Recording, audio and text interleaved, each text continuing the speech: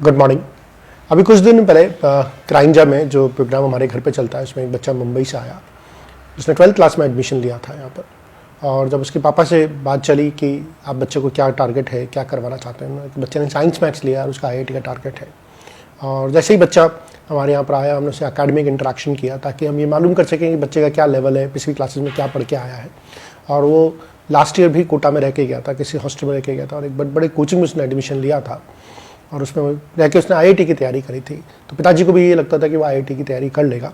लेकिन जब मैंने उससे एकेडमिकली इंटरेक्शन करना शुरू किया, क्योंकि वो 11th पढ़ के आया था, तो मैंने 11th के उस टॉपिक के बारे में बातचीत करना शुरू किया, फिजिक्स और मैथ्स के बारे में, तो मालूम पड़ा कि उसको कुछ भी नहीं मालूम। As simple as that sine square theta plus cos square theta जो आइडेंटिटी होती है उसकी क्या वैल्यू होती है, उसको वो आइडेंटिटी तक नहीं मालूम थी। उसको basic velocity, acceleration, equations of motion तक नहीं मालूम था। और मैं बड़ा सरप्राइज था कि बच्चे ने 11th में पूरे साल कोटा में रह के पढ़ाई करी है, तो ये कैसी पढ़ाई करी, इसने 11th का कुछ भी नहीं आता है। और जब मैंने उसे डीप लेवल पे इंटरेक्शन किया तो मुझे समझ में आया कि वो हॉस्टल में रहता था, हॉस्टल में उसको एक कमरा मिला हुआ था, और ऑब्वियसली पिताजी ने कम्युनिकेशन मेंटेन करने के लिए, घर वालों ने कम्युनिकेशन मेंटेन करने के लिए उसको एक मोबाइल दिया होता, स्मार्टफोन दिया होता, और वो उस हॉस्टल से क्लास जाता था, क्लास अटेंड करके आ जाता था। और जब वो क्लास अटेंड करके आ जाता था, चूँकि उसको कुछ समझ में नहीं आता था, उसके 9-10 के लेवल पे फंडामेंटल्स कमज़ोर थे। दूसरी बात, उसको चूँकि स्मार्टफोन मिला हुआ था, तो उस स्मार्टफोन पे वो सुबह से लेकर शाम तक, रात तक सिर्फ PUBG खेलता था। जब क्लास का टाइम होता था तो क्लास में चला जाता था। अब चूँकि हॉस्टल में किसी को कोई मतलब नहीं होता कि आपने अंदर से कमरे में कुंडी लगा के आप पढ़ रहे हो, नहीं पढ़ रहे हो, आप होमवर्क कर रहे हो, नहीं कर रहे हो।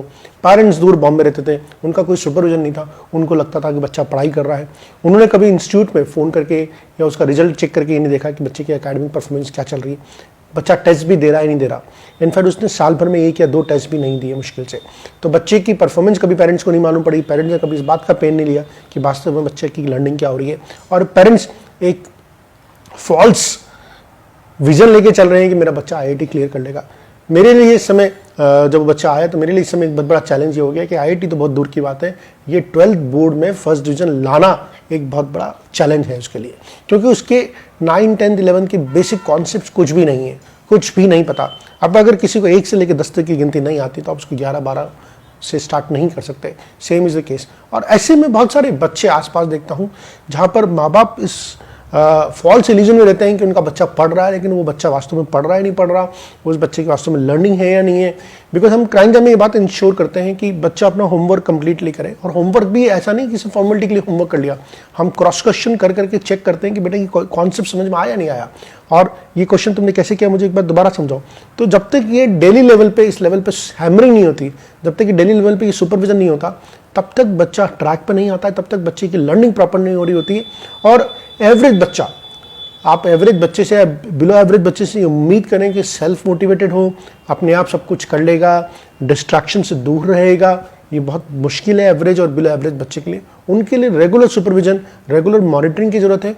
और पेरेंट्स कभी भी बच्चे की कही बातों को सुने तो सही, लेकिन उन पे विश्वास करने से पहले खुद भी क्रॉस चेक करें कि बच्चा जो उनको बता रहा है वो सही है या नहीं है।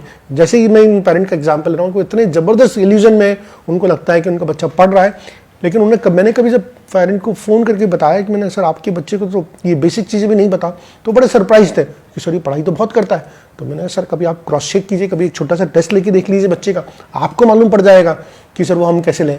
देखिए, सब तरीके अवेलेबल हैं। अगर आपका बच्चा पढ़ रहा है और रिजल्ट नहीं आ रहा, तो उसका सीधा सा मतलब है कि वो कहीं ना कहीं और उसका दिमाग है, वो इस समय पढ़ नहीं रहा।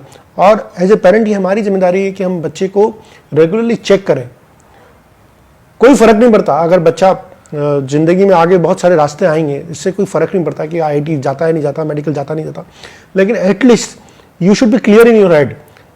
आपको तो पता होना चाहिए आपके बच्चे का लेवल क्या है। आप इस इल्यूजन में रह रहे हैं कि बच्चा तो बहुत पढ़ रहा है और वो कुछ बढ़िया कर जाएगा, लेकिन आपने बच्चे का कभी कोई चेकिंग नहीं करी, आपने बच्चे की कभी कोई मॉनिटरिंग नहीं करी, आपने बच्चे का कभी टेस्ट लेके देखा ही नहीं कि बच्चा वास्तव में जो पढ़ रहा है या अपेरेंटली जो पढ़ता हुआ दिख रहा है वो उसको समझ में आ रहा है नहीं आ रहा। तो आप उस एंड रिजल्ट में जब रिजल्ट सामने आएगा, उस समय आपको जो सेटबैक लगेगा, उस समय जो आपको शॉक लगेगा, उससे बचना है। तो आप अभी से अपने बच्चे को रेगुलर चेक करते हुए जाइए कि हाँ बच्चे को कितना आता है, क्या पढ़ रहा है, कैसे पढ़ रहा है, ताकि आप बिल्कुल क्लियर रहेंगे कि what to expect from the child and what not to expect from the child.